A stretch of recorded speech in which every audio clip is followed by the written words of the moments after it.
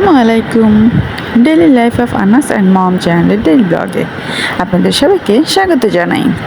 দূরে এবং কাছে দেশে বিদেশে যে যেখান থেকে দেখছেন, আশা করি আল্লাহর রহমতে সকলেই ভালো আছেন। আপনাদের দোয়া এবং আল্লাহর রহমতে আমরাও ভালো আছি। আজ আবারও একটি কেকের ডেকোরেশন নিয়ে এসেছি, আর সেটা ছিল চকলেট কেক। আসলে অন্য কোনো ফ্লেভারের কেক আনতেই পারছি না, কারণ বেশিরভাগ মানুষই চকলেট কেক পছন্দ করে। তো কেয়ার করা চকলেট কেকের ডেকোরেশনটাই বারবার আপনাদের সঙ্গে দেখাতে হচ্ছে, অন্য ফ্লেভারের কেক দেখাতে পারছি না। তো যাই হোক, কেক যখন তৈরি করেছি আর ডেকোরেশন যেহেতু করেছি, তা তো আপনাদের সঙ্গে শেয়ার করবই। যারা চকলেট বা চকলেট কেক খুব বেশি পছন্দ করেন, তারা অন্য ফ্লেভারের কেকটা মুখে নিতেই চায় না, আর মুখে নিলেও তাদের ভালোই লাগে না। তারা ওই চকলেটের দিকেই ঝুঁকে থাকে। অন্য ফ্লেভারের কেক যতই মজা হোক না কেন, তারা বলে চকলেটেরটাই মজা, অন্য ফ্লেভারের মজা নেই।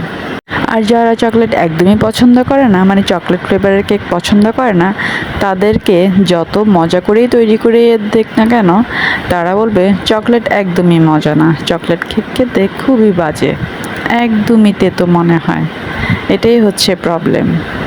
এটা ছিল একটা গিফটের কেক বা আবদারের কেকও বলতে পারেন। একজন আবদার করেছে কেক খাওয়ার জন্য, মানে যিনি কেক নেবেন, কেকের মালিক, উনি আবদার করেছেন কেক খাবে। হুট করেই আবদার করে বসলেন, যেহেতু আমি কেক বানাই, আমি কেক ওয়ালি, আর কেক ওয়ালির কাছেই তো আবদার করবে, তাই না? তো আবদার মানে হচ্ছে কেকটা ফ্রিতে যাবে। তবে আবদারের কেক বানাতে আমারও খুবই ভালো লাগে। সে টাকা দিয়ে নেক বা ফ্রিতে নেক বা যেভাবেই নেক না কেন, সে আমার কাছ থেকে কেক খেতে চেয়েছে বা আমি কাউকে একটা কেক বানিয়ে খাওয়াতে পারি, সেটা আমারও খুব ভালোই লাগে। যে যখন যেভাবেই আবদার করুক না কেন, আমার সাধ্যমতো আমি চেষ্টা করি তাদের সে আবদার মেটানোর জন্য।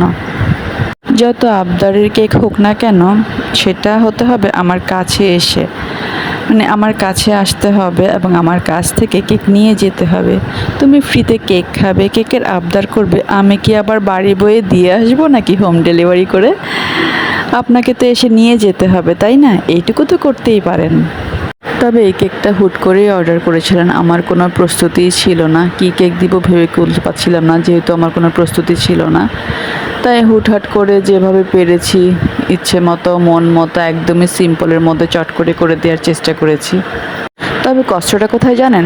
মানুষ খেয়ে একটু প্রশংসাও করে না। আরে বাবা, মিথ্যে করে হলেও তো প্রশংসা করো, যেহেতু তুমি কেকটা ফ্রিতে খেয়েছো, কিনে খাওনি।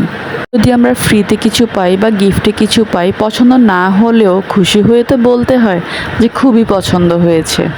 মনে হচ্ছে যেন বর্তমানে এইটুকু ম্যানেজও হারিয়ে গেল। আমার কথা শুনে আবার কেউ মন খারাপ করবেন না।